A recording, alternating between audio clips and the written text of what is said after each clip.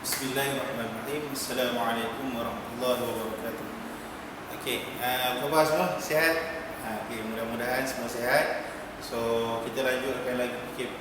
Kerajaan telah tetapkan 12 Mei untuk kita teruskan. So, hari ini Ustaz nak sambung lagi pengajaran dan pelajaran untuk kamu di rumah.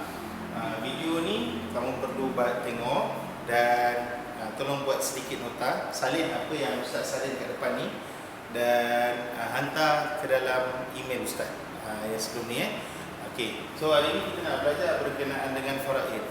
Okey. Ustaz ambil satu kesimpulan. Contoh misalnya kita hidup dekat dalam dunia ni, kita ni ada harta, ada duit, ada rumah, ada kereta, ada tanah, ada segala macam benda yang ada pada kita tu. Harta tu bukan milik kita. Kenapa bukan milik kita? Andai kita mati, harta tu akan berpindah milik. Jadi, macam mana kita nak uruskan harta untuk orang yang meninggal dunia? Contoh harta kita meninggal. Kepada siapa yang akan terima harta tu? Jadi, hari ini kamu akan belajar basic, paling asas berkenaan dengan faraid. Okey. Yang ini faraid. Faraid ni apa? Kalau ada tengok, yang ini pada bahasa adalah satu ketetapan.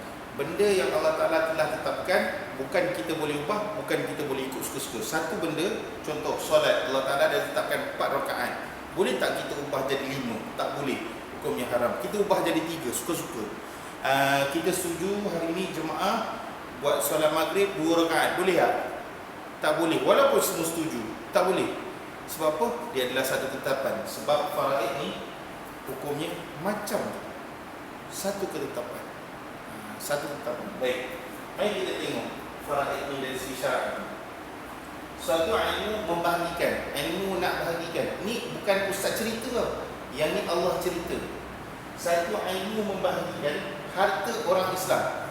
Boleh tak orang kafir? Tak boleh orang kafir. Mesti syarat orang Islam yang telah meninggal dunia. Syarat mesti dah meninggal baru kita bahagi harta dia. Bukan orang tu masih hidup kita bagi-bagi beda-beda harta dia. Tak boleh. Sama ada meninggalkan wasiat ataupun tidak. Dia ada tinggalkan wasiat ke, dia tak ada tinggalkan wasiat ke, faraid tetap kena jalan. Sebab apa? Pada bahasa dia adalah satu ketetapan,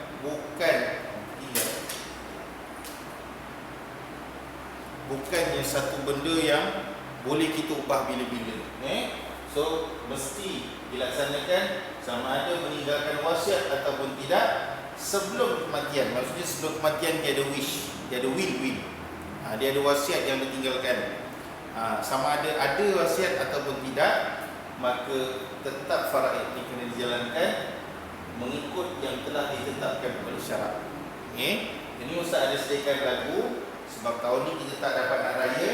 Lagu dia yang berlalulah sudah Ramadan. Kan ada kan? Yang berlalulah sudah Ramadan, kan?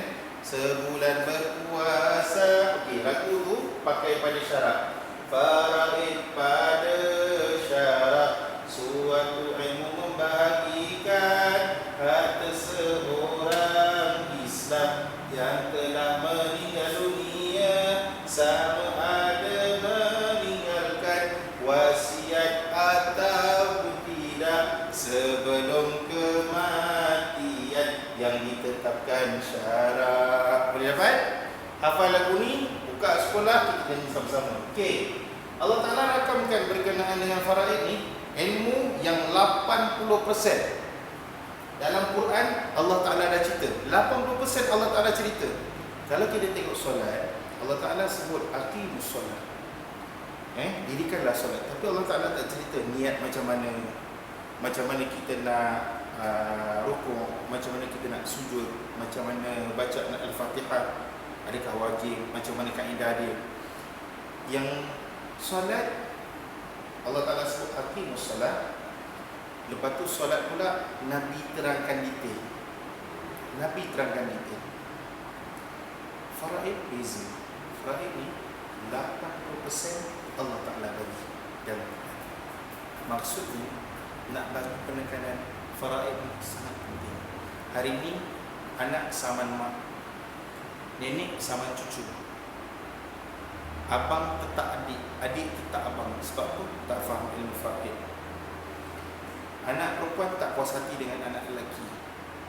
Jadi ilmu faraid ni kita kena faham, kita kena tahu yang dia bukan satu benda yang suka-suka, tapi Allah Ta'ala dah sebut.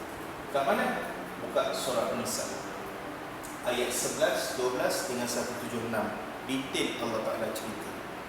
Dan kena ingat pada ayat 11, kalau dalam buku teks cuma ada ayat 11 je, tapi sebenarnya Al-Quran Allah Ta'ala rakamkan berkenaan dengan faraid. Dalam Al-Quran ada 3 ayat. Dalam surah An-Nisa ni 11, 12, 176. Pada ayat 11, kalau ada adik tengok ayat yang akhir dekat hujung tu, ayat 11 di hujung, Allah Ta'ala sebut aba'ukum wa abna'ukum la tadruna ayyuhum aqrabu lakum naf'a. Apa dia? Bapa-bapa kamu, anak-anak kamu, kamu tak tahu siapa yang akan memberi manfaat pada kamu. Hari ni anak ni baik. Ni kalau misal kata faraid ni, kalaulah faraid ni kalaulah faraid ni ikut hukum manusia, punah keluarga, kesian anak-anak lain. Contoh, anak ni paling banyak jaga. Jadi ayah ni bagi harta semua pada anak yang jaga. Apa jadi pada anak yang tak jaga? Dibuatnya ayahnya bagi semua harta dekat anak. Hukum ni tak boleh, haram Ini tak boleh, menyalahi faraid.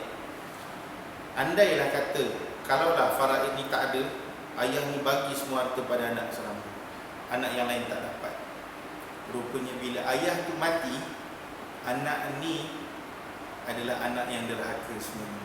Dialah yang kutuk ayah dia belakang-belakang, dialah cerca ayah dia belakang-belakang. Depan ayah dia baik, belakang dia kutuk. Anak yang tak dapat harta tadi, anak yang selama ni ingat anak dia anak derhaka, rupanya bila dia dalam kubur, anak tu yang doakan dia sampai dalam kubur. Yang ni Allah Ta'ala templak pada orang-orang yang bagi harta ikut suka hati. Allah Ta'ala sebab bapa-bapa kamu, anak-anak kamu, kamu tak tahu siapa yang akan memberi manfaat pada kamu. Jadi hukum faraid ini adalah hukum Allah, jangan tolak. Bagi sama rata adalah hukum manusia, bukan hukum Allah. Okey? Baik. So surah An-Nisa ayat 11, 12, 126. Dalam buku teks cuma ada ayat 11, tapi Ustaz terangkan berkenaan dengan ayat 12 dengan 176 untuk pengetahuan tambahan. Okey? Baik. Saat ini pun tak ada kan, tapi kena ingat ada pentaksiran yang baru. Boleh jadi sukatan-sukatan yang Ustaz ajar ni akan masuk pentaksiran kaedah yang baru. Mana tahu kalau PSRE masuk darjah 5 dengan darjah 6, yang pentaksiran baru mungkin darjah 6 saja, ataupun dah ambil separuh, dia cedok-cedok, wallahualam, tak tahu. Ustaz pun tak tahu lagi. Tapi kita standby, berhati-hati. Sebab ilmu ni jangan kita belajar, terutama benda yang kamu belajar darjah 6 ni adalah benda yang kamu akan pakai sampai mati. Jadi bab fiqh ni, yang ini benda yang pakai sampai mati. Jadi kena faham, bukan sekadar untuk resa, tapi untuk amal dalam kehidupan. Baik. Apa beza faraid, wasiat, hibah, waqf? Faraid ni satu ketetapan yang Allah Ta'ala dah tetapkan. Berapa orang ni dapat, mak dapat berapa, ayah dapat berapa orang ni dapat, berapa orang dapat, itu faraid. Tapi wasiat adalah keinginan. Wasiat ni tak boleh bagi pada ahli waris. Contoh, bila ayah mati nanti ayah nak bagi pada alung tanah yang hujung. Bila ayah mati, ayah nak bagi pada angah tanah yang sana. Hukum wasiat macam ni batal. Sebab apa? Wasiat tidak boleh bagi kepada ahli waris yang berhak menerima faraid. Anak nak bagi pada mak dalam wasiat, tak boleh. Wasiat tu batal. Sebab tu faraid. Dia dapat faraid. Bayangkan kalau satu anak tu dapat faraid, dapat pula wasiat, adil tak? Tak adil. Adil bukan bagi sama rata. Itu kena ingat. Baik, ini wasiat. Dan wasiat tidak boleh lebih daripada 1/3 daripada keseluruhan harta. Contoh, Ustaz meninggal dunia, Ustaz ada 3 juta. Ustaz buat wasiat 2 juta. 1 juta ni jadi faraid, 2 juta ni Ustaz buat wasiat. Batal wasiat tu. Yang boleh dilaksanakan cuma 1/3 saja, 1 juta ni boleh dilaksanakan. Okay, so kena ingat dalam masyarakat kita masih lagi ramai yang terawang-awang fikir wasiat ni boleh dilakukan ikut suka hati pemilik harta. No. Kalau kita tengok harta kita pun waktu kita hidup bukan milik kita, dah mati pun bukan milik kita. Tengok Allah Ta'ala yang tetapkan harta kita bagaimana. So mana milik kita? Rabbani ada cerita kan, ada yang nyanyi kan, mana milik kita? Tak ada yang milik kita. Kita atas dunia Allah Ta'ala ajar untuk sedekah, wakaf, buat wakaf.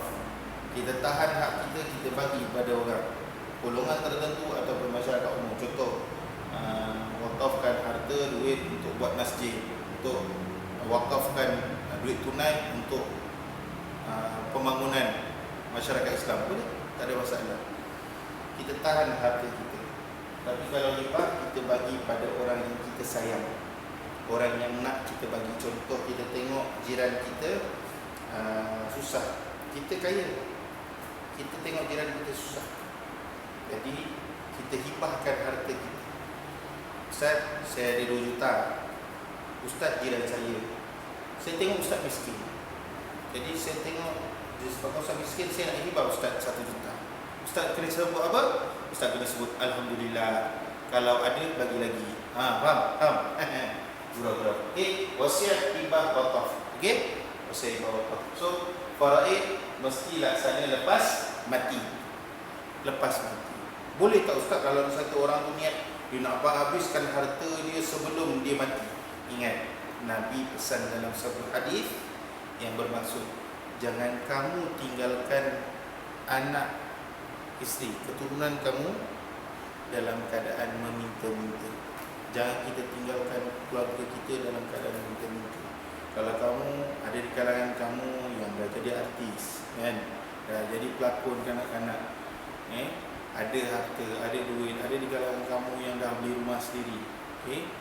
Contohlah 10 tahun, 20 tahun lagi kamu dah ada harta. Ingat, jangan kamu habiskan harta tu sedekah sana, sedekah sini sampai kamu lupa habuan untuk keluarga kamu sendiri, anak, isteri, ayah, ibu kamu. Okay? Boleh? Baik, kita teruskan.